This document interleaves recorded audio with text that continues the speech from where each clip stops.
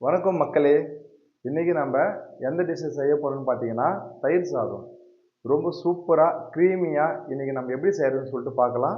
Welcome to Kippa kitchen. நான் உங்கள் chef பார்க்க வாங்க நம்மளுடைய சமையல் அறையில் போகலாம்.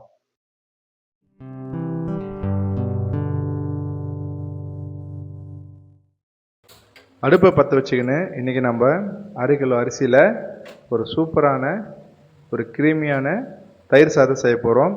அதனால் அந்த 1/2 கிலோ பார்த்திங்கன்னா நம்ம வீட்டில் இருக்கிற ஒரு 250 கிராம் பிடிக்கிற 2 டம்ளரில் அரிசி எடுத்து நல்லா கழுவி சுத்தம் பண்ணி வச்சாச்சு. இப்போது ஒரு 3 லிட்டர் தண்ணி பிடிக்கிற போல் நம்ம வீட்டில் இருக்கிற ஒரு அரிசி வேக வைக்கிற பாத்திரத்தில் ஒரு 1.5 லிட்டர் தண்ணி ஊற்றி நல்லா கொதிக்க வச்சு அதில் ஒரு டேபிள் ஸ்பூன் உப்பு போட்டுட்டு பிறகு நல்லா கொதித்த உடனே நம்ம எடுத்து கழுவி வச்சுருக்கிற அந்த அரிசியை அதில் போட்டுட்டு நல்லா வெந்த உடனே எடுத்து நம்ம வீட்டில் வடிக்கிற அரிசி பதத்தை விட கூடுதலாக அது வெந்திருக்கிற மாதிரி நம்ம இந்த முறை வடிக்க போகிறோம். அப்படி வடித்தாதான் கொஞ்சம் நல்லா குழஞ்சி நல்லா ஒரு க்ரீமியான கண்டென்சில் நம்ம தயிர் சாதம் செய்ய முடியும். இப்போ எடுத்து அதை வடித்து ஒரு 30 நிமிஷம் போல் ஆற வச்சிடலாம்.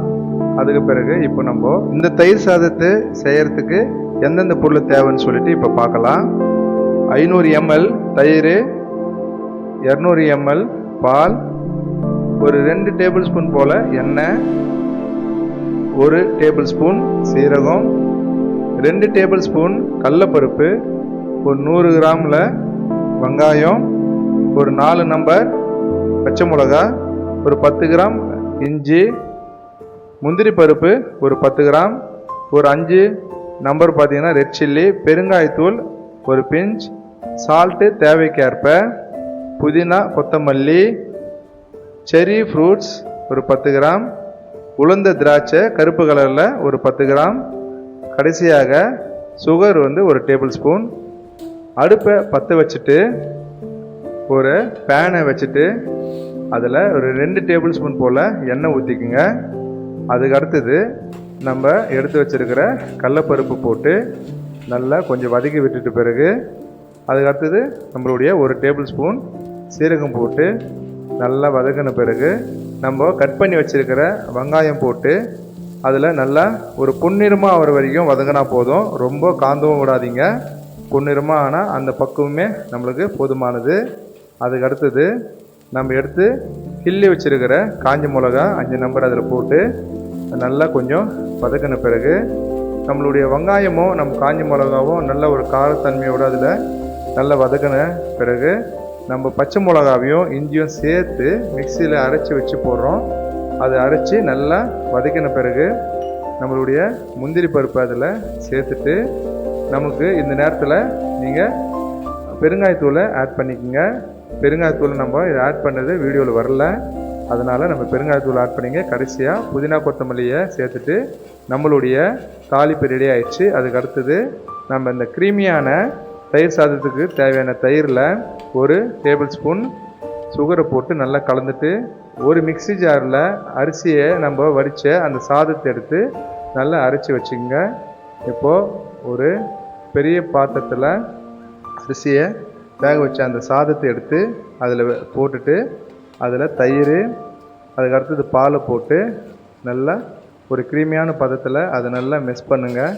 ஏன்னா எந்த லெவலுக்கு நம்ம சாதத்தை நல்லா கொஞ்சம் குழையிற மாதிரி நம்ம மிக்ஸ் பண்ணி அதுக்கப்புறம் அந்த தாளிப்பெல்லாம் போட்டு நம்ம கலந்து கொடுக்குறோமோ அப்போ இன்னும் கூடுதல் சுவையாக இருக்கும். இப்போது நம்ம மிக்சியில் அரைச்சி வச்சுருக்கிற நம்ம சாதத்தினுடைய அந்த குழஞ்ச இதுவை எடுத்து இதில் போட்டுக்குங்க.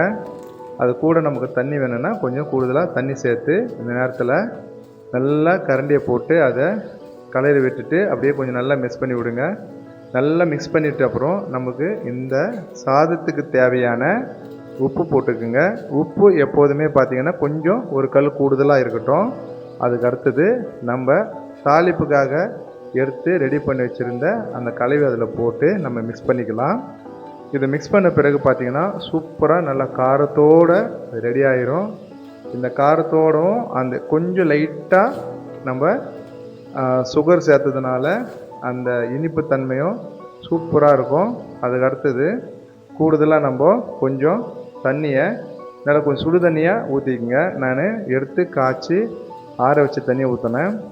உங்களுக்கு இன்னும் கொஞ்சம் லிக்யூட் சென்ஸ் வேணும்னா லைட்டாக ஊற்றிக்கலாம். இதை ஊற்றிட்டு நல்லா ஒரு முறை கலரி விட்டுருங்க. அது அடுத்தது பார்த்திங்கன்னா இன்னும் கொஞ்சம் கலர்ஃபுல்லாகிறதுக்கு செர்ரி பழத்தை நம்ம எடுத்து நல்லா சின்ன சின்ன பீஸாக கட் பண்ணி வச்சுருக்கோம், அது சேர்த்தாச்சு. அதுக்கு அடுத்தது சீட்லெஸ் கிரேப்ஸ் பிளாக் கலரை நான் யூஸ் பண்ணியிருக்கேன், அதுவும் போட்டுட்டு ஃபைனலாக நம்மளுடைய புதினா இலையை போட்டு நல்லா மிக்ஸ் பண்ணி சூப்பராக அது ஒரு கலந்து இப்போது நம்மளுடைய க்ரீமியான தயிர் சாதம் சூப்பராக ரெடி ஆயிடுச்சு. இது எப்படி இருக்குதுன்னு சொல்லிட்டு நான் டேஸ்ட் பண்ணிவிட்டு உங்களுக்கு சொல்கிறேன். நம்மளுடைய தயிர் சாதம் ஃபஸ்ட் கிளாஸாக ரெடி ஆயிடுச்சு. உங்களுக்கு பார்க்க சொல்ல உங்களுக்கே நல்லா தெரியும். நான் சாப்பிட்டு பார்த்தேன், ரொம்ப அருமையாக இருந்தது. நீங்களும் இதை செஞ்சுட்டு எனக்கு கமெண்ட்ஸில் போடுங்க. நன்றி மக்களே.